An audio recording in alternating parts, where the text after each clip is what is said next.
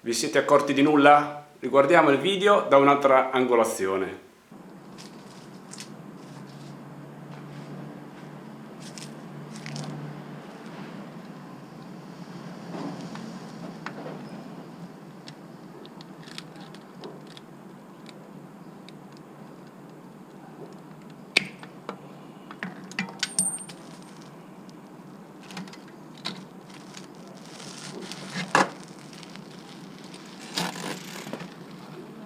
Insospettabile, vero? Tagliare questi tipi di lucchetti, vi faccio vedere quale, questi fatti così che sembrano robusti ma alla fine sono quelli più leggeri e più facili da tagliare. Qui un altro lucchetto che ha la stessa forma, però guardate all'interno come è fatto. È un cavo d'acciaio semplicissimo che con una trunchesi tipo questa qui si taglia facilmente, vedete?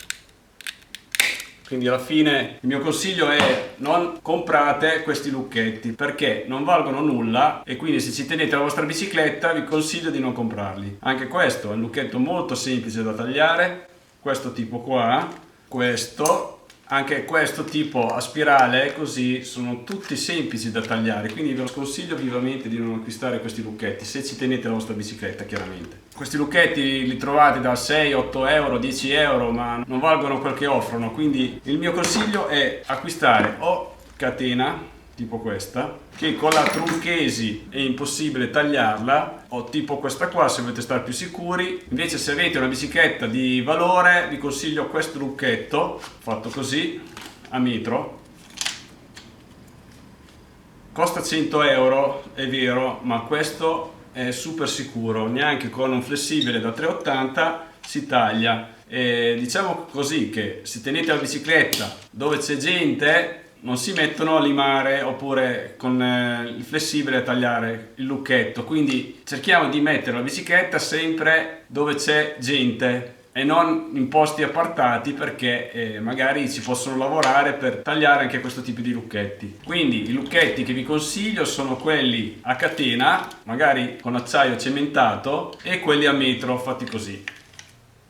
Credo che siano gli unici due tipi di lucchetti che sono, tra virgolette, tra i più sicuri per mettere al riparo la bicicletta dai ladri. Avete visto, tagliare il lucchetto è stato semplicissimo, sembrava più o meno allo stesso tempo come aprire un lucchetto normale con le chiavi, quindi il ladro passa veramente inosservato agli occhi della gente normale. Quindi praticamente il mio consiglio è evitare questi tipi di lucchetti, perché in questo modo regaliamo proprio la bicicletta al ladro. Qua da noi in spiaggia, in riviera, i furti sono continui, anche perché ci sono purtroppo anche molti tutorial su YouTube che spiegano come si fanno a aprire i lucchetti, quindi noi dobbiamo cercare di allungare i tempi di apertura dei lucchetti, perché con questo lucchetto ci ho messo circa 10 secondi ad aprirlo. Qui hai difficoltà di aprirlo un lucchetto velocemente, a meno che non hai proprio un'attrezzatura specifica, però il mio consiglio è sempre di arrivare a questo punto. So che costa 100 euro, però è un lucchetto che almeno ci devono pensare veramente per aprirlo, quindi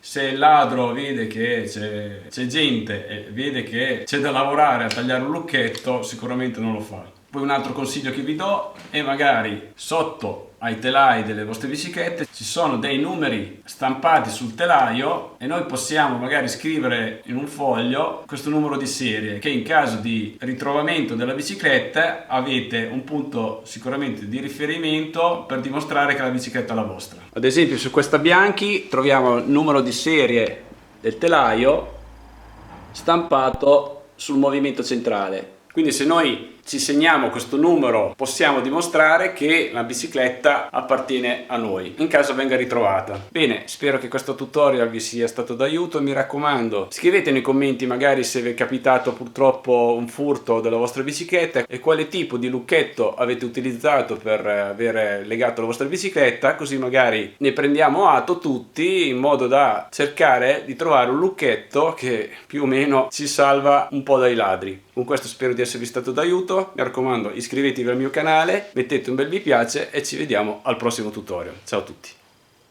Vi ho fatto sembrare un bel ladro professionista con gli occhiali e il berretto, vero?